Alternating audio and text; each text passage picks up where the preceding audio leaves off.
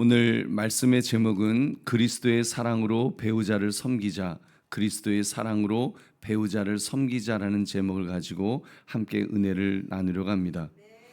하나님 사랑에 관한 말씀 중에 하나님을 사랑하는 것에 대한 그런 말씀 중에 보는 바 그 형제를 사랑하지 아니하는 자는 보지 못하는 바 하나님을 사랑할 수 없느니라, 이런 말씀이 있습니다.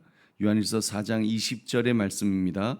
누구든지 하나님을 사랑하노라 하고 그 형제를 미워하면 이는 거짓말하는 자니 보는 바 그 형제를 사랑하지 아니하는 자는 보지 못하는 바 하나님을 사랑할 수 없느니라. 여러분, 이 말씀이 당장 우리의 가정에서부터 먼저 적용되어야 하지 않겠습니까? 특히 배우자에 대한 사랑에서 제일 먼저 적용되어야 될 것입니다. 왜냐하면 배우자는 하나님께서 사랑하라고 붙여주신 평생의 반려자이기 때문입니다. 그렇기 때문에 배우자에 대한 사랑이 없이는 하나님에 대한 사랑은 그 어떤 것도 말할 수 없을 것입니다. 여러분, 그러므로 그리스도의 사랑으로 배우자를 섬기자, 이 제목을 가지고 하나님을 향한 사랑을 점검하시는 이 새벽 되시기를 주님의 이름으로 축원합니다. 오늘 본문의 내용을 자세히 살펴보겠습니다.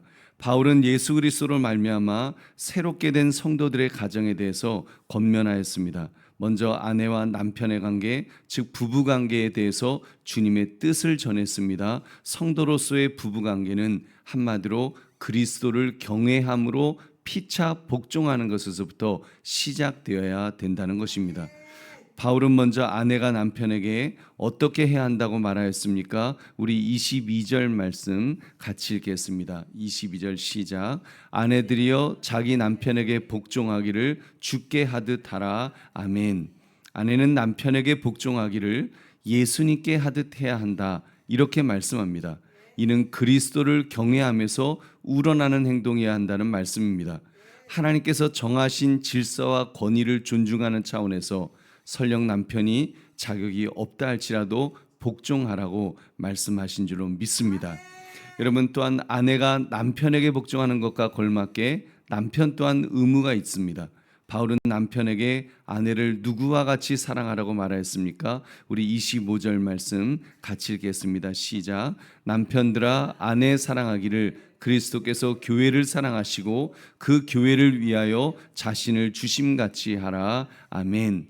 예수님을 따르는 그 제자된 남편은 아내 사랑하기를 그리스도께서 교회를 사랑하시고 교회를 위해서 자신을 주신과 같이 해야 한다고 했습니다. 그만큼 희생하라는 것입니다. 먼저 희생하라는 것입니다.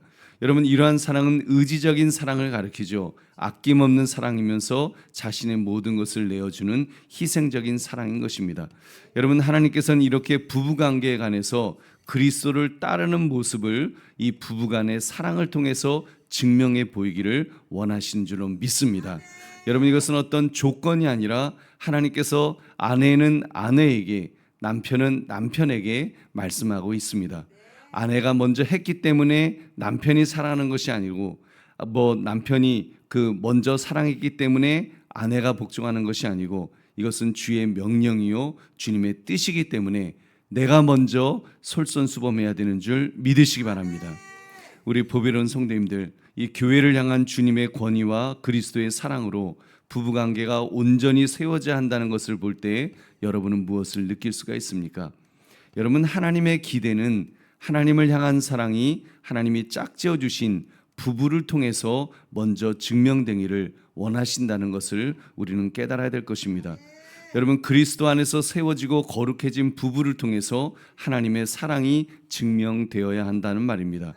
믿음 생활의 가장 전초기지가 있다면 가정이죠. 가정 안에서 남편과 아내가 서로 믿음과 사랑의 관계를 형성을 해서 나가는 것, 이것이 얼마나 중요한 가치인지 모릅니다.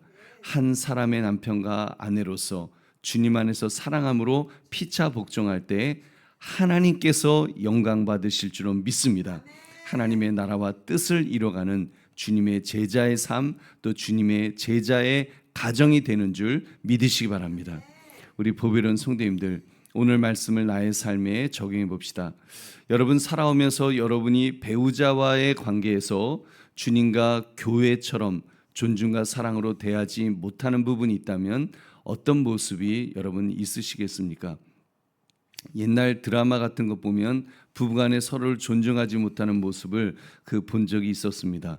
집들이 하던 부부가 아주 지금도 생생하게 기억이 나요. 그 장면이 집들이 하던 부부가 손님 앞에서 이제 남편이 한마디를 하니까 부인이 옆에서 쓱 지나가면서 듣고는 그런 말 하는 거예요. 혀를 차면서 찌찌찌찌 하면서 또 거짓말해, 또 거짓말해. 입만 열면 그냥 거짓말해. 이러면서 자기 남편에 대해서 그러면서 지나가는데 그 장면이 굉장히 이렇게 머릿속에 남아 있습니다. 무시하는 모습이죠.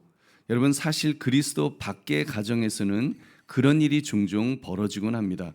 서로에 대한 존중도 심지어 사랑까지도 말라버리는 경우, 그런 무례한 관계가 되어버리는 것입니다.